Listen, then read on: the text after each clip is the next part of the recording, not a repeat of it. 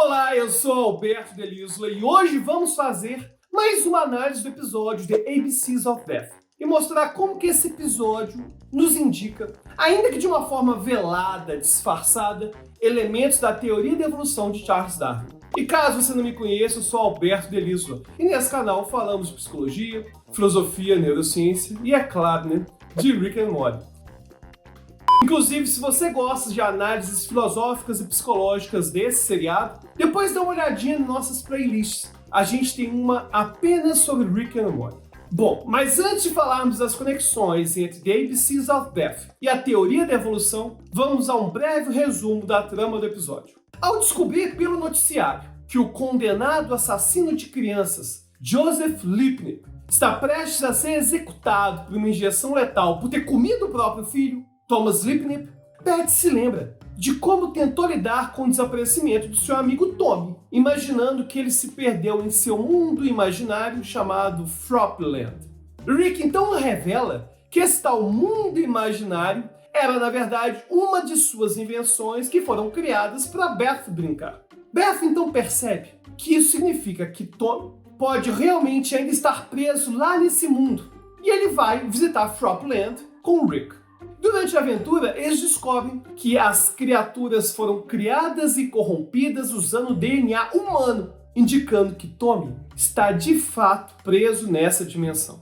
Esse episódio nos oferece uma analogia bem intrigante, capaz de nos fazer entender melhor a teoria da evolução das espécies. Ainda é claro que de uma forma bem distorcida e bem bizarra. A evolução é um processo complexo e que é impulsionado por uma série de mecanismos. Alguns desses principais mecanismos impulsionadores da evolução são a seleção natural, que é o mecanismo mais conhecido da evolução. A seleção natural é um processo pelo qual os organismos com características que os ajudam a adaptar-se e a sobreviver no seu ambiente são mais propensos a sobreviver e a reproduzirem-se, passando essa característica para as próximas gerações. E isso, é claro, pode levar a mudanças significativas na população ao longo do tempo. Outro mecanismo são as mutações. Inclusive, essas o Darwin não conhecia, foram descobertas depois. As mutações são alterações aleatórias no DNA de um organismo. Embora muitas mutações sejam prejudiciais ou neutras, algumas podem sim ser benéficas, dando ao organismo uma vantagem na sobrevivência e na reprodução. As mutações são a única fonte de uma nova variação genética, tornando-se um componente crítico, essencial da evolução.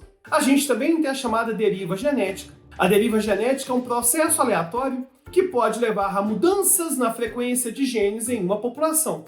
Isso pode acontecer por vários motivos, incluindo a redução do tamanho da população devido a eventos catastróficos ou o isolamento de um pequeno grupo de indivíduos de uma população maior. A gente também tem o fluxo gênico. Esse fluxo gênico ocorre quando os indivíduos se movem entre as populações, levando seus genes consigo. Isso pode introduzir novos genes em uma população e aumentar a variação genética. A gente também tem o mecanismo de seleção sexual, que é um processo pelo qual certos traços são favorecidos porque aumentam as chances de um organismo de atrair um parceiro e se reproduzir. Isso também pode levar a mudanças na população ao longo do tempo, à medida que esses traços que chamam mais atenção se tornam mais comuns. A gente tem o mecanismo de adaptação, que é um processo pelo qual uma população se torna melhor adaptada ao seu ambiente ao longo do tempo. E essa adaptação pode ocorrer como resultado da seleção natural, onde os traços que aumentam a sobrevivência e a reprodução se tornam mais comuns ao longo do tempo. E esses mecanismos operam em conjunto para impulsionar a evolução ao longo do tempo. No entanto, é importante a gente lembrar que a evolução não tem um objetivo, não tem uma direção. Ela é simplesmente o resultado de processos naturais que operam ao longo de muitas gerações. Inicialmente, esse mundo idílico criado por Rick, Fropland, era totalmente imutável, já que os organismos não sofreriam transformações e tudo permaneceria em estado de homeostase.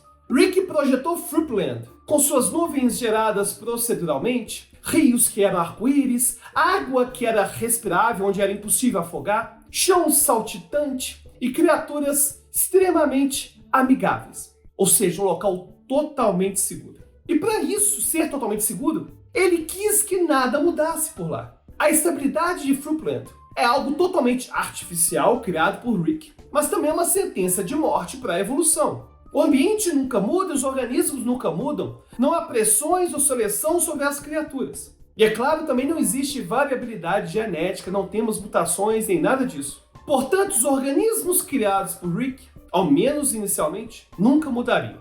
Ou nunca deveriam ter mudado, ou melhor, provavelmente nunca teriam mudado, se Beth não tivesse deixado Tommy dentro de Fruitland, depois que ele caiu ou foi empurrado num pântano de mel. E como Rick e Beth descobriram, a permanência de Tommy em Fruitland foi um fator crucial para a mudança no ambiente. Embora ainda fosse uma alteração artificial em um ambiente artificial, a presença de Tommy perturbou esse equilíbrio que a gente tinha. Para sobreviver, Tommy desenvolveu o seu próprio sistema de alimentação, no qual ele introduziu uma diversidade genética ao se reproduzir com as criaturas bizarras do lugar. E esse ciclo, por mais distorcido e bizarro que pareça, resultou na aplicação de uma pressão seletiva na população de criaturas de Fruitland. Tommy tinha relações sexuais com essas criaturas, gerava descendentes, e os bebês serviam de alimento para ele. E o critério de seleção para o consumo era o sabor. Os filhotes mais saborosos eram devorados, enquanto os menos palatáveis eram poupados. E com isso a população de Fruitland começou a se transformar, começou a mudar e teve aí o início de um processo evolucionário surgindo. Agora, antes da gente continuar explicando esse processo de evolução em Fruitland, vou pedir para você dar aquela curtida no vídeo, né? Não custa nada e é uma forma de você mostrar para o algoritmo que o nosso conteúdo é sim relevante. E se você, além de curtir, já está inscrito aqui no canal e já ativou o sininho, valeu demais!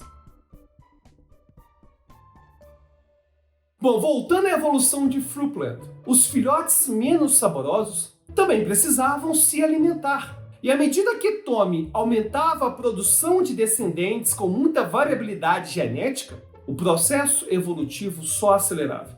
E o resultado foi uma população em crescimento de criaturas não tão palatáveis, juntamente com uma gama de outras espécies. Quando Beth retorna a Fruitland, vários anos depois do incidente lá no Pântano de Mel, o local estava irreconhecível. Agora abrigava criaturas predatórias, semelhantes a aves. Uma população de seres simples, aparentemente não muito saborosos, e possivelmente ainda mais espécies. O conjunto de criaturas de Fruitland, retratadas no episódio The ABCs of Beth, são fruto de vários anos de seleção natural. As criaturas que Tommy não conseguia subjugar, não conseguia comer os filhotes, como o pássaro de garras que atacou Rick, proliferaram em Fruitland, enquanto as criaturas mais dóceis foram usadas para a procriação e para a alimentação de Tommy. E o critério de seleção se manteve. Os filhotes mais saborosos e mais dóceis eram comidos, enquanto os menos saborosos podiam crescer e amadurecer em Fruitland e deixar descendentes. As novas criaturas de Fruitland eram híbridas, uma mistura entre o DNA humano de Tommy e o tal do carbono procedural do algoritmo de Rick, o que sugeriria à primeira vista que seriam espécies estéreis. No entanto, a ave carnívora tinha filhotes no seu ninho, contradizendo essa suposição, nos lembrando inclusive de Jurassic Park, onde a gente vê a teoria do caos e a impossibilidade do ser humano prever todas as coisas aleatórias que acontecem na natureza durante o processo de evolução. As criaturas de Fruitland, portanto, eram capazes de se reproduzir a cada geração sucessiva, introduzindo cada vez maior variabilidade na população das espécies. E se tivéssemos visto ainda mais de Fruitland, certamente teríamos observado criaturas ainda mais exóticas. E essas criaturas, por sua vez, teriam introduzido novas pressões seletivas sobre o ambiente e sobre seus habitantes, resultando ainda mais em novas e novas transformações. A coexistência de uma grande variedade de criaturas seria esperada. E uma coisa bem interessante que a gente vê no episódio é que o período de gestação das criaturas de Fruitland é extremamente curto. Ou seja, ao longo desses poucos anos de isolamento, Tommy poderia ter produzido milhares e milhares de gerações de criaturas, inclusive essa grande produção de gerações de criaturas que justificaria a seleção atuar. A seleção não é perceptível com poucos anos. Não é tão fácil perceber a evolução num passar de 10, 12 anos. No entanto, aqui a gente tinha milhares de gerações surgindo. E aí ficaria fácil de perceber a evolução agindo.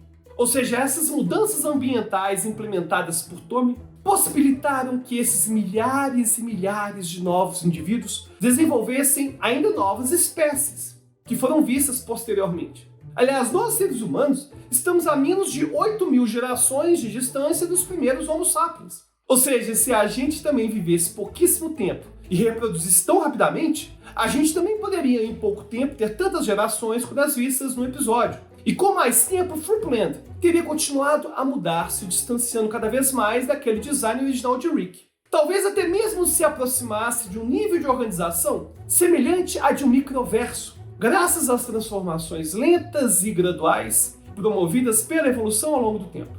Assim mesmo, em um lugar totalmente bizarro, artificial como Fruitland, criado para ser um paraíso estático e artificial, a evolução encontrou seu caminho. A vida, de forma resiliente, encontrou maneiras de adaptar, de mudar, trazendo a dinâmica do processo evolutivo para o cerne dessa utopia fabricada. E esse fato serve como um poderoso lembrete da inevitabilidade da evolução. Mais do que apenas um elemento da trama do episódio, ele ilustra uma interseção entre ciência, a imaginação e a complexidade inerente à vida e, principalmente, como que é difícil que nós, seres humanos, consigamos prever o que vai acontecer.